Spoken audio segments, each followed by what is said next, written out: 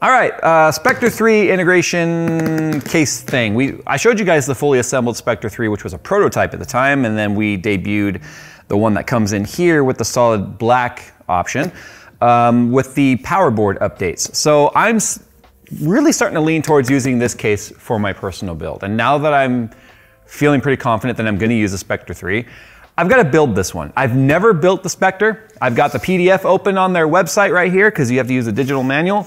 And it's a little bit different because this one, as you can see in the front, shows the solid piece that has like the radiator grill vent on there. This one has the reservoir built into the front. So I've got to leave in exactly 2 hours because my wife has surgery today and we're gonna go handle that. So can I build this in 2 hours? Hopefully. All right, let's go.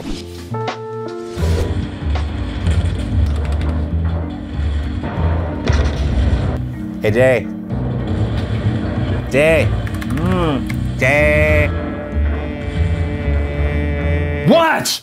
We got work to do. Yeah, I'm playing World of Warships. Yeah.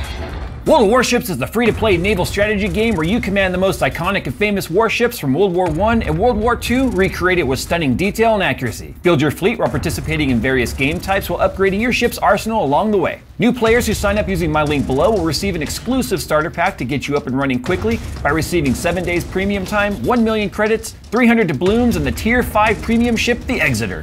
So what are you guys waiting for? Start sinking ships with World of Warships by heading to the description below and getting your freebies.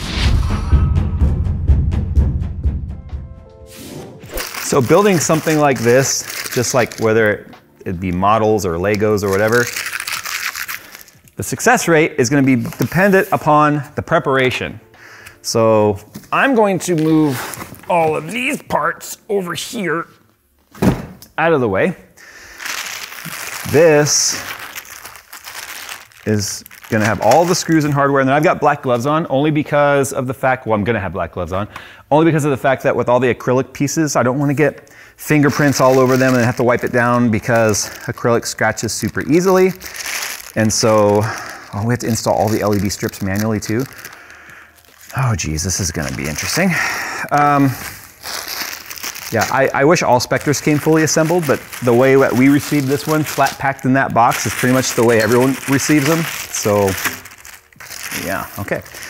That's O-ring for our D5 pump.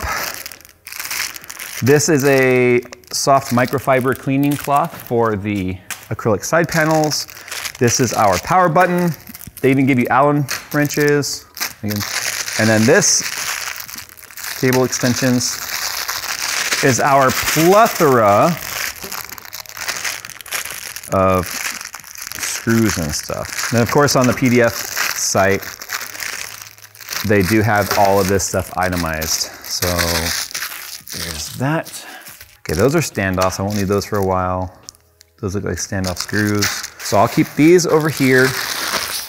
If you guys haven't seen in here, I'll show you once, and then I think we'll switch to more of a montage type of build, because this isn't a tutorial on how to, it's so heavy, how to put it together. I just need to get this done, and when I have something I need to do that I think is interesting, I like to take you guys along for the ride. So here's all the pieces, and they come in this like neoprene flat packed dealy bob. And then in here is where you find all your panels and stuff. Does this have the front reservoir thing? Part of me kind of thinks if it doesn't, that's good because airflow and such. But yeah, I don't know. We'll find out. Is that the montage intro? That's the montage intro.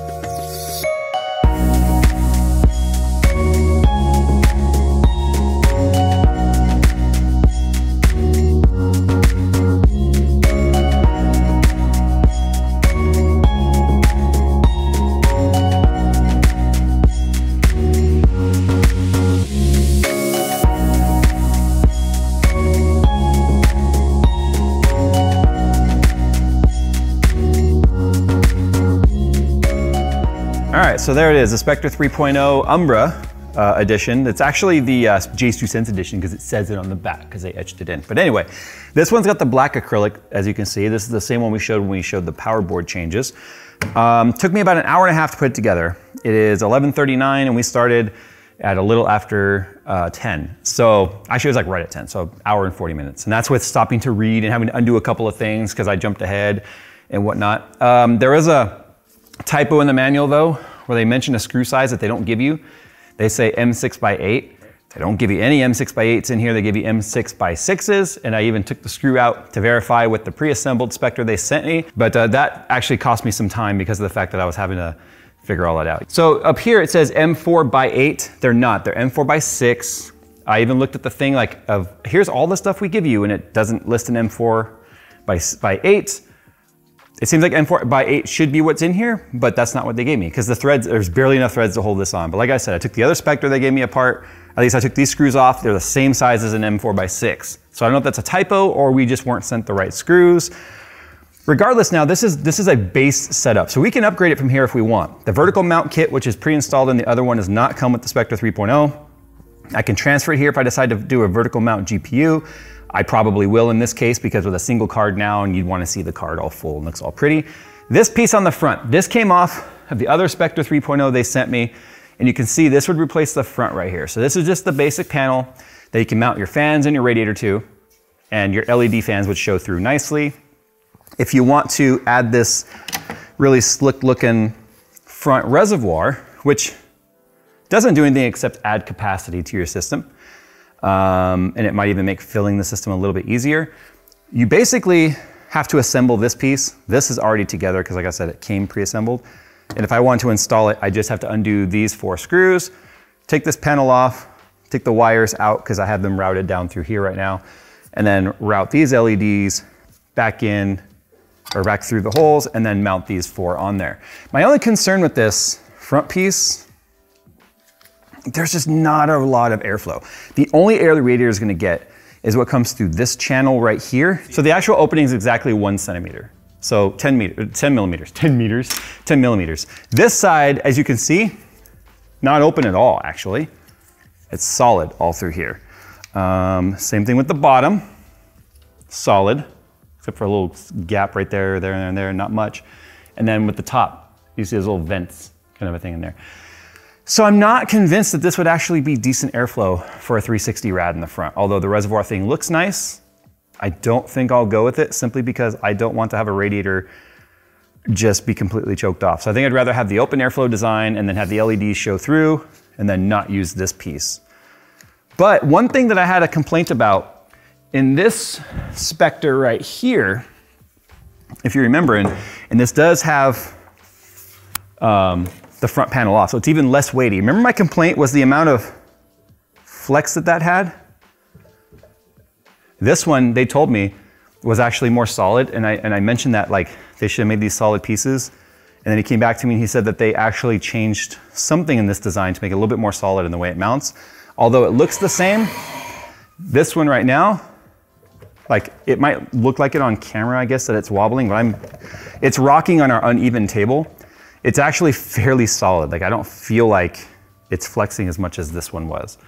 But if I use this case, I might still come up with some sort of a support bracket for the back piece here, just to have some peace of mind, because once you add a graphics card and everything in here, it's gonna get really heavy. I'm thinking the Spectre case is what I'm gonna go with. There's a lot of extra screws on the table because they give you, there are extras. It's not like, oh, Jay didn't follow the manual and he didn't put in all the screws. No, I did. Okay, I had this to reference on a couple of things. I was like, wait, what?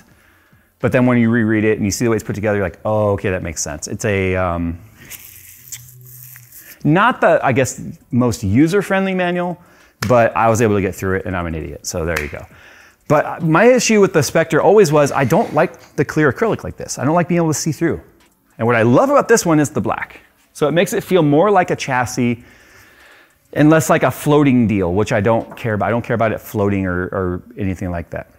But remember, we do have LEDs built into the motherboard tray here. We have LEDs that we have to add along the edges. The acrylic piece is gonna glow. And I think it's gonna look real nice when it's all assembled. So this means I can finally start building my system here. So this is the board that I showed you guys in our last video where I lapped the CPU for 12th gen and it didn't really do anything in terms of performance or changes.